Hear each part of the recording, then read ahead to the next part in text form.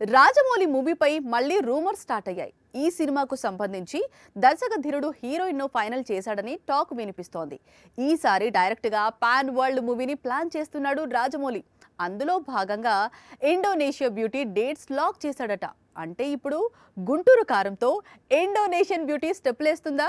మహేష్ బాబు కొత్త సినిమా ఒక్కసారిగా రూమర్స్ అడ్డాగా మారింది. ఇంకా ప్రారంభోత్సవం కూడా జరగని ఈ సినిమాపై వరుసగా గాసిపులు పుట్టుకొస్తున్నాయి. సూపర్ స్టార్ మహేష్ బాబుకు జోడీగా ఇండోనేషియాకు చెందిన బ్యూటీ చెల్సియా ఎలిజబెత్ నటించనుందని వార్తలు షికార్లు చేస్తున్నాయి. సడన్ గా ఈ బ్యూటీ ఇన్స్టాలో రాజమౌళిని ఫాలో కావడమే అందుకు రీజన్. ఈ రూమర్లో ఎంతవరకు నిజం ఉందో తెలియదు. ఈ సినిమాపై మరో గాసిప్ కూడా బాగా చక్కర్లు కొడుతోంది. అదేంటంటే సినిమాలో నాగార్జున కూడా నటిస్తున్నాడట.